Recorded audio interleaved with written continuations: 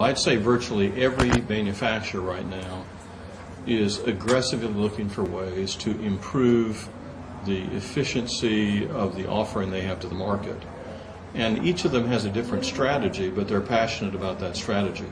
I don't think there's an auto manufacturer who believes that the internal combustion engine alone is the key to the market of 20 and 30 years from now.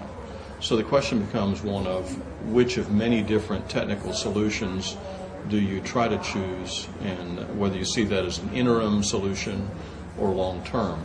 Some people believe hybrid is an answer now, but only midterm. Other people think that it has potential coupled with other technologies. So I would say that the American manufacturers are easily as aggressive about this as Europeans and Asian manufacturers. Dick, how many plants do you have around the globe? Globally now, I'm trying to remember, it's in the Michelin press kit that we give to you, but it's on the order of, I know in the United States we have 19 major facilities. In worldwide, I think it's on the order of 80. 3 in Nova Scotia that produce tires, Spartanburg, South Carolina, Greenville, Lexington, Tuscaloosa, Alabama, Fort Wayne, Ardmore, Querétaro, Mexico.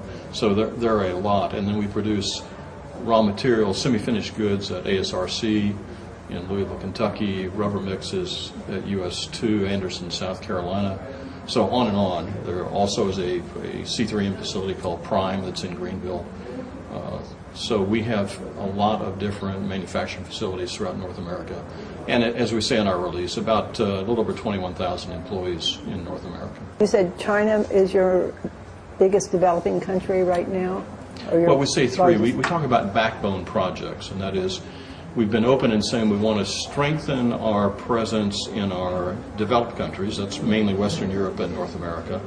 But we really want to make dramatic progress in developing countries, and there are 3 that we believe are backbone to that: China, India, and Brazil.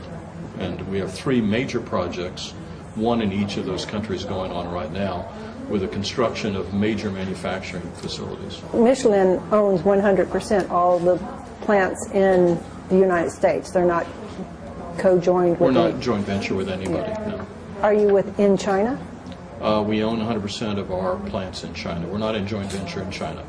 So every car company has a joint venture with somebody in China, but you... Yeah, I'm not an expert on China, but some of it has to do with what the government declares as a core industry. But we were allowed to have total ownership of our facilities in China.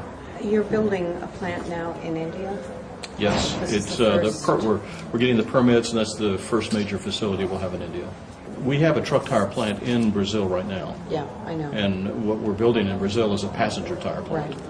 Right. We don't have anything in India right now. So if you look at potential gain in India, it's infinitesimal because we're basically starting from a very low level. How does the price of oil affect production and price of the tire?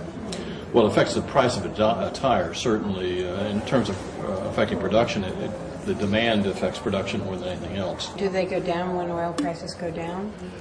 It's interesting because last year, obviously, if you looked at raw material costs went down during the year. Now they're back up above where they were in 2008. In 2008, tire prices went up. Virtually all tire manufacturers raised prices because of the jump in raw material prices.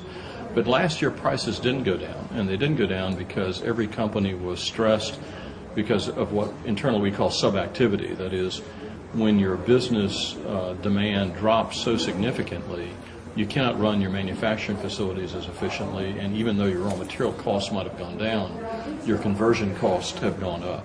So we believe when overall costs go down, certainly what we expect people to do is look at the value of our product compared to the price we offer, compared to our competitors' offering and price they offer.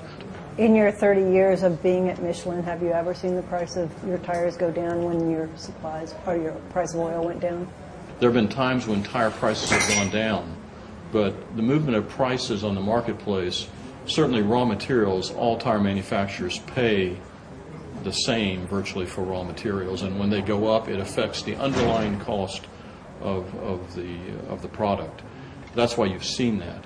But everybody is also interested in trying to get a reasonable return on investment, which sometimes in the tire industry has not been evident. Okay, and so you're asking, when raw material prices go down, shouldn't prices go down? Well, it depends. Should you pay more for a tire than you do for a tennis shoe? To me, the answer to that is evident. Yes, you should. You said you've gone through 4 different recessions. Which recession was the toughest on Michelin? Well, in North America, the one that was toughest on Michelin was the one in 1993-94.